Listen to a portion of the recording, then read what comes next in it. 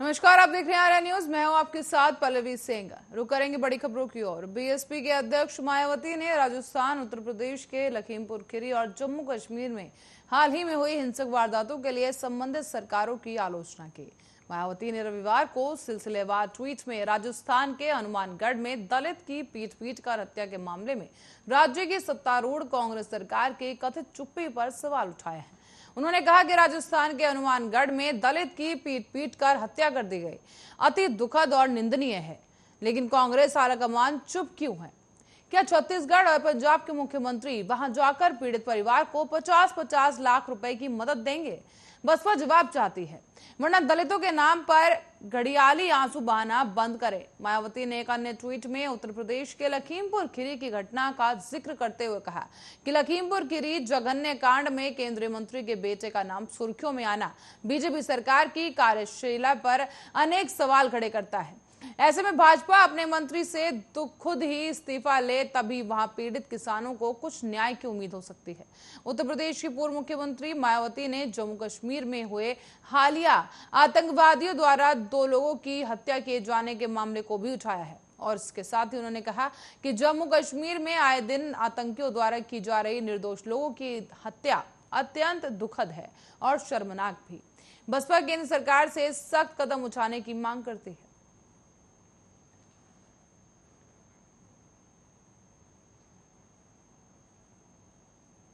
और केंद्र ने राशन दुकानदारों की शिकायत के आधार पर अब दिल्ली सरकार को एक बार फिर से राशन को घर तक पहुंचाने के लिए योजना को लागू करने की अनुमति देने से इनकार कर दिया है। सत्तारूढ़ आम आदमी पार्टी सरकार ने शनिवार को यह दावा किया कि आपके मुख्य प्रवक्ता सौरभ भारद्वाज ने आरोप लगाया कि यह भारतीय जनता पार्टी और राशन माफिया के बीच मिलीभगत का स्पष्ट मामला है। आप सरकार ने राशन को घर घर तक पहुंचाने की योजना की फाइल मंगलवार को उपराज्यपाल अनिल बैजल को उनकी स्वीकृति के लिए तीसरी बार भेजी थी। सरकार के सूत्रों ने बताया कि केंद्र ने दिल्ली सरकार के खाद्य और आपूर्ति विभाग को एक पत्र भेजकर इस योजना को लागू नहीं करने को कहा है। हाल ही में दिल्ली हाईकोर्ट ने भी सरकार की योजना को मंजूरी दे दी थी, जिसके बाद अरविंद केजरीवाल ने इस प्रस्ताव को एलजी के पास भेज दिया है। हालांकि उन्होंने इस योजना पर अभी तक मंजूरी नहीं दी है और एक रिपोर्ट के मुताबिक दिल्ली में 72 लाख लोग सब्सिडी वाला राशन पाने के पात्र हैं। इनमें 17 लाख राशन कार्ड धारक हैं। घर घर योजना को लेकर दिल्ली सरकार और उपराज्यपाल में काफी दिनों से विवाद भी चल रहा है। दिल्ली की केजरीवाल सरकार ने 25 मार्च साल 2021 से मुख्यमंत्री घर घर योजना शुरू करने की पूरी तैयारी भी कर ली थी, लेकिन इस योजना पर केंद्र सरकार ने आपत्ति जताई। बाद में केजरीवाल सरकार ने इस योजना से मुख्यमंत्री शब्द हटा लिया था, लेकिन इसके बावजूद केंद्र और एलजी की ओर से मंजूरी नहीं मिल पाई है। 27 सितंबर को हाईकोर्ट ने दिल्ली सरकार को डोर स्टेप राशन डिलीवरी योजना को लागू करने की अनुमति दे दी थी।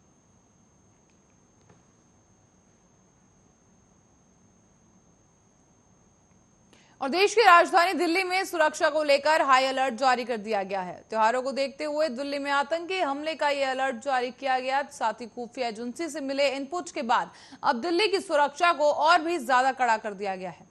दिल्ली पुलिस ने बाजारों में सुरक्षा बढ़ाई, साथ ही होटल्स, गेस्ट हाउस पर भी नजर रखी जा रही है। किराएदारों के वेरिफिकेशन पर जोर दिया जा रहा है और इसी के साथ ही आगामी त्योहारों के सीजन के दौरान अब किसी भी अप्रिय घटना से निपटने के लिए दिल्ली पुलिस ने राष्ट्रीय राजधानी के कई इलाकों में गश्त भी अब तेज कर दी है।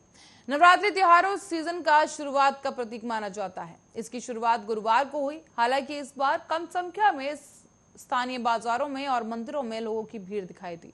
दिल्ली में चल रहे समारोह को ध्यान में रखते हुए सुरक्षा के कड़े बंदोबस्त कर दिए गए हैं। साथ ही उत्तर पश्चिमी दिल्ली के एक स्थानीय दुकानदार ने भी बताया कि लोगों की भारी भीड़ के कारण हमेशा किसी अप्रिय घटना की संभावना बनी रहती है। जब हम अपने क्षेत्र में वर्दी में पुरुषों को गश्त करते देखते हैं तो हम सुरक्षित महसूस करते हैं।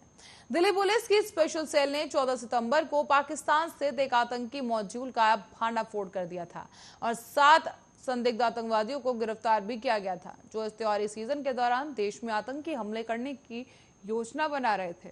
आरोपित फिलहाल हिरासत में है, लेकिन दिल्ली पुलिस इस वक्त अलर्ट पर जारी कर दी गई है।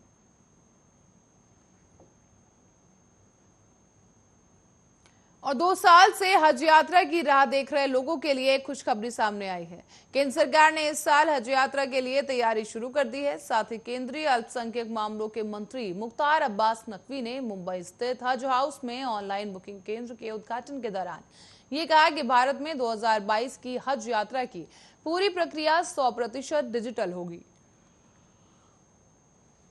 हालांकि इसकी घोषणा 21 अक्टूबर को होने वाली समीक्षा बैठक के बाद ही की जाएगी। नकवी ने बताया है कि इस बैठक में अल्पसंख्यक मंत्रालय, विदेश मंत्रालय, स्वास्थ्य नगर विमान और मंत्रालय के अधिकारी, सऊदी अरब में भारत के राजदूत, अन्य वरिष्ठ अधिकारी भी मौजूद रहेंगे। केंद्रीय मंत्री ने बताया कि 2020 और 2021 में कोरोना के चलते हज यात्रा नहीं हो पाई थी। 2020 में 700 से अधिक महिलाओं ने महरम के बिना ही आवेदन किया था और वहीं अब 2021 में 2100 से अधिक महिलाओं ने आवेदन किया है। इन महिलाओं को 2022 में हज यात्रा का दोबारा मौका दिया जाएगा। अगर वो यात्रा पर जाना चाहेंगी तो उन्हें यात्रा पर जाना होगा। और इस दौरान मंत्री ने बताया है कि भारत से बड़ी संख्या में लोग हज यात्रा को जाते हैं। इंडोनेशिया से सबसे ज्यादा यात्री पहुंचते हैं और इसके बाद दूसरा नंबर भारत का होता है। यहां से सबसे ज्यादा संख्या में हज यात्री भेजे जाते हैं।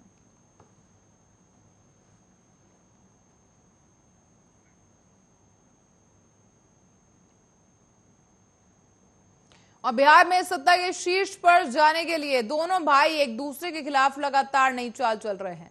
तेज प्रताप जहां बगावती सुर अपनाते नजर आए तो वहीं तेजस्वी राष्ट्रीय जनता दल की विरासत खुद के पास रखने के लिए अपनी ताकत का एहसास करवा रहे हैं। ताजा मामला है तारापुर विधानसभा सीट पर होने वाले उपचुनाव का, जहां पर 2 दिन पहले यहां पर तेज प्रताप के समर्थन से संजय कुमार ने निर्दलीय के तौर पर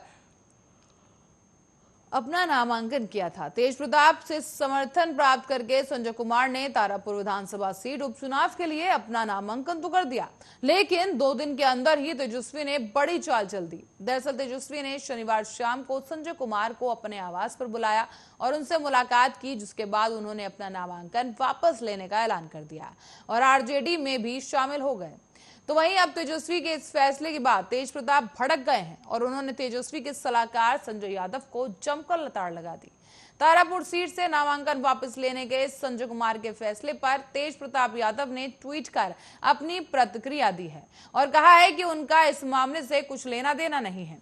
उन्होंने तेजस्वी के सलाहकार को लताड़ लगाते हुए ट्वीट भी किया कि जनता के लिए संजय कुमार ने अपनी उम्मीदवारी वापस ली। आरजेडी ना मैंने कुछ कहा ना लिखा तो इसमें मेरा क्या रोल था या है। ऐसे में हरियाणवी स्क्रिप्ट राइटर, तुम यहां फालतू सिगरेट कहानी कही और लिखना, बिहारी सब समझते हैं।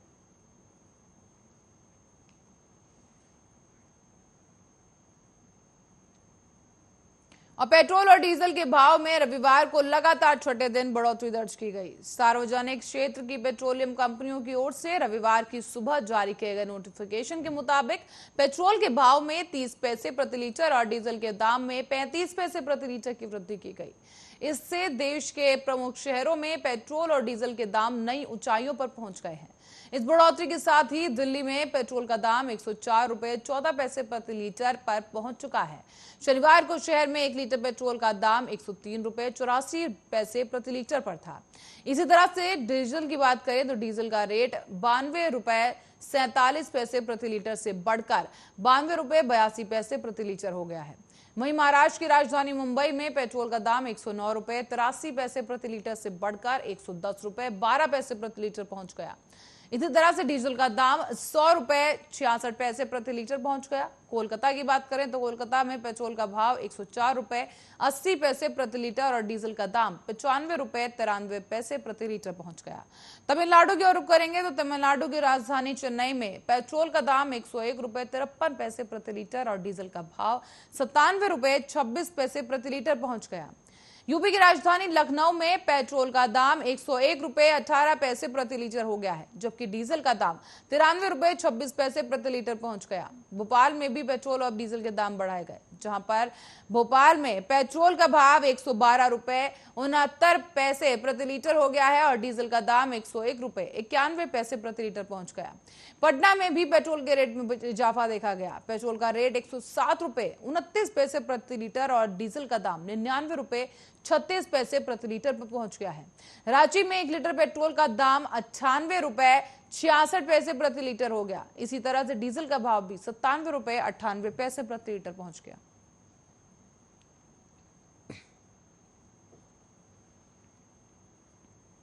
पूर्वी लद्दाख में एलएसी पर शांति बहाली के लिए भारत और चीन के बीच उच्च सैन्य स्तर की 13वें दौर की वार्ता रविवार को सुबह 10:30 बजे की गई।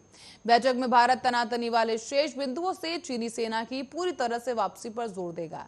इसके अलावा डेप्सांग और देमचौक के मुद्दे पर भी चर्चा की गई।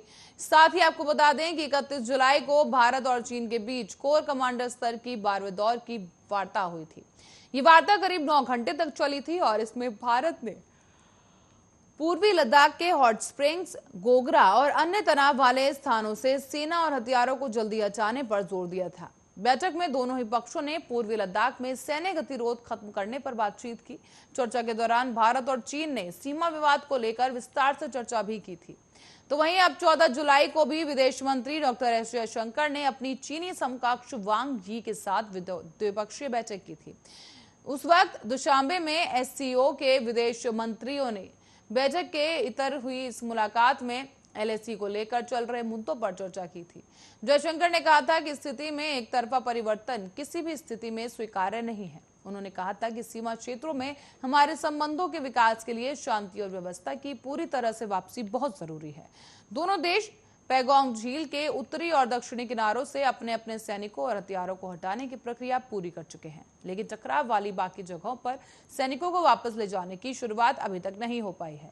दोनों के बीच पिछले साल मई से पूर्वी लद्दाख में कुछ स्थानों को लेकर सैन्य गतिरोध की स्थिति बनी हुई है।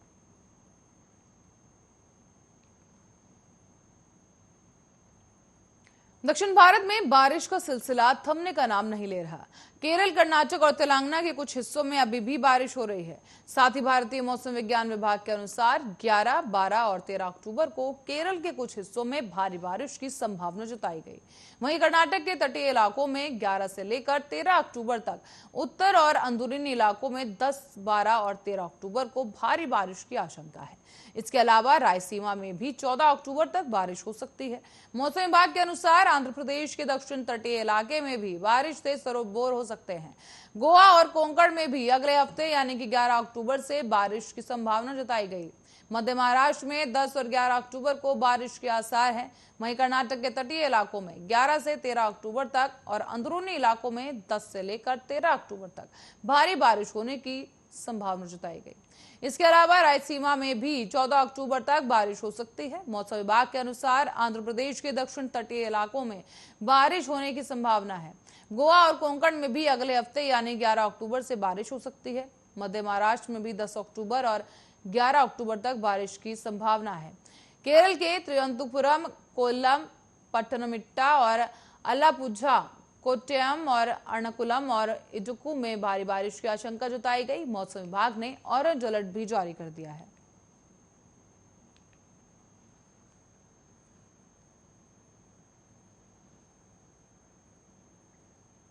केंद्रीय गृह मंत्री अमित शाह ने सरकारी न्यूज चैनल संसद टीवी को एक खास इंटरव्यू दिया। उन्होंने इस इंटरव्यू में सत्ता में प्रधानमंत्री नरेंद्र मोदी के 20 साल पूरे होने पर यह इंटरव्यू दिया है। इस दौरान उन्होंने कहा कि पीएम मोदी का जीवन सार्वजनिक रहा है। उन्होंने कहा कि पीएम मोदी ने प्रशासन की बारीकियों से उन्हें समझा है।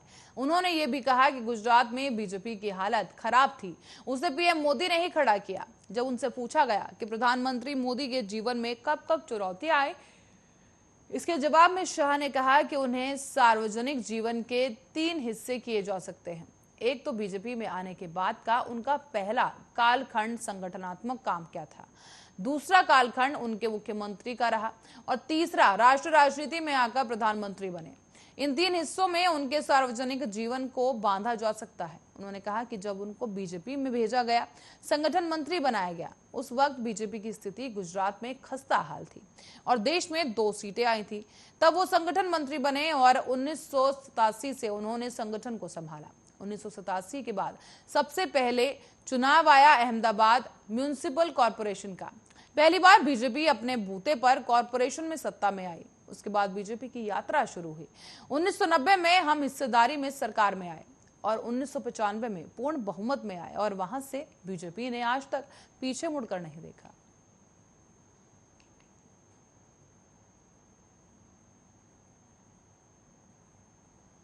देश में त्योहारों के बीच जहां कोरोना के मामले रविवार को भी अब 20,000 से नीचे ही सामने आए हैं, वहीं सक्रिय मरीजों की संख्या भी 208 दिनों के बाद सबसे कम हुई। स्वास्थ्य मंत्रालय के ताजा आंकड़ों के मुताबिक बीते 24 घंटों के दौरान कोरोना के 18,166 नए मामले सामने आए हैं।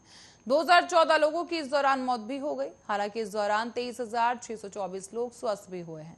वहीं सबसे बड़ी राहत की बात यह रही कि भारत में अब कोरोना के 2,30,971 सक्रिय मरीज बचे हैं, जो कि 208 दिनों में सबसे कम है। सबकी रिकवरी की बात की जाए तो रिकवरी दर 97.99% दर्ज की गई, जो कि मार्च 2020 के बाद से सबसे अधिक है। वहीं शनिवार को बीते 24 घंटे में देश भर में कोरोना के 19,740 नए मामले दर्ज किए गए। इससे पहले शुक्रवार को 21,000 से ज्यादा नए मामले सामने आए थे। त्योहार के मौसम में कोरोना के आंकड़े कम आना लोगों के लिए बहुत ही राहत की खबर है। वहीं केरल में पिछले 24 घंटे में 9,470 नए मामले दर्ज किए गए और 101 लोगों की मौत हो गई। बताते चलें कि 12,881 मरीज स्वस्थ होकर इस दौरान घर भी लौटे। राज्य में फिलहाल सक्रिय मामले 1,13,132 है और अब तक कुल 46,44,211 लोगों की कोरोना के कारण वो ठीक भी हो चुके हैं। इस दौरान केरल में अब तक कुल 26,173 लोगों की कोरोना से मौत हो गई। बताते चलें कि कोरोना संक्रमण के मामले में केरल सबसे अधिक प्रभावित राज्यों में से एक रहा है। देश भर में दर्ज हो रहे कुल मामलों का लगभग 60% हिस्सा केरल से ही सामने आया है। तो वहीं केरल के स्कूल में 1 नवंबर से कक्षाएं फिर से शुरू होने जा रही हैं। वहीं कर्नाटक में पिछले 24 घंटे में कोरोना के 451 नए मामले भी सामने आ चुके हैं। इस दौरान 1,455 लोग ठीक हुए और 9 लोगों की मौत हो गई। राज्य में फिलहाल सक्रिय मामले 10,395 हैं। कर्नाटक में अब तक कुल 37,875 लोगों की कोरोना से मौत हो गई।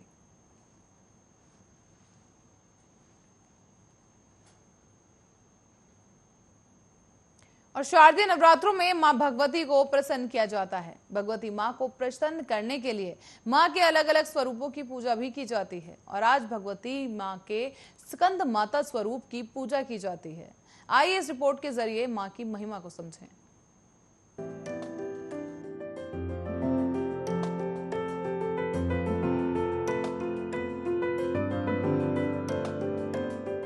शारदीय नवरात्र के 5वें दिन मां स्कंद माता की पूजा की जाती है। मान्यता है कि यह माता भक्तों की समस्त इच्छाओं की पूर्ति करती हैं।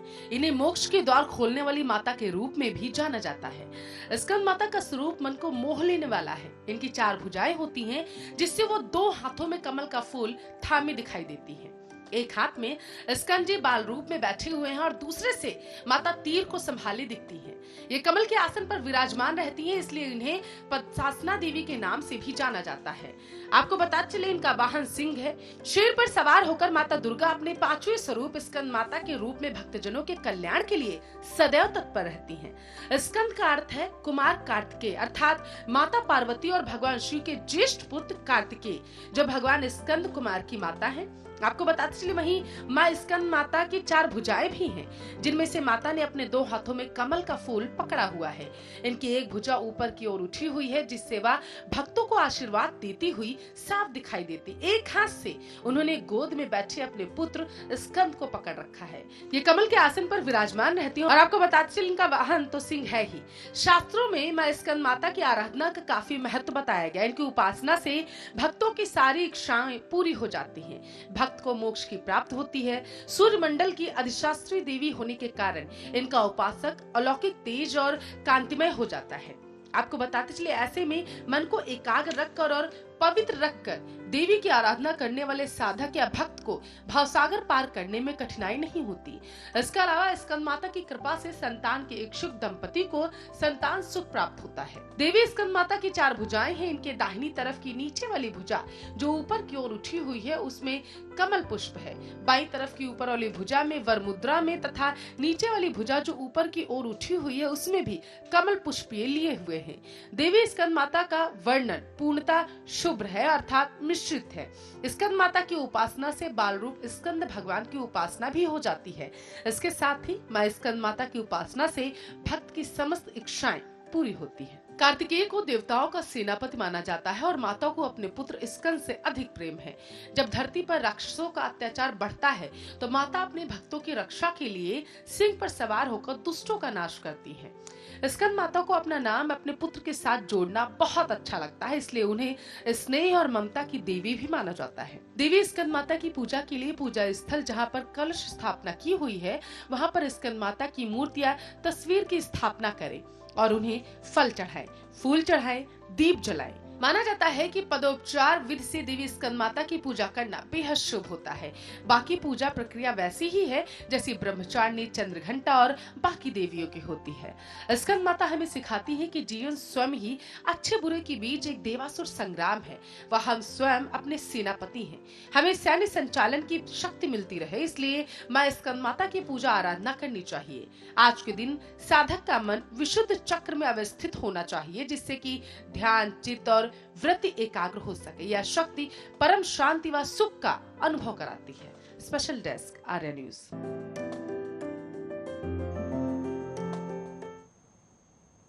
और इसी के साथ ही फिलहाल के लिए खबरों में इतना ही। देखते रहिए आर्या न्यूज।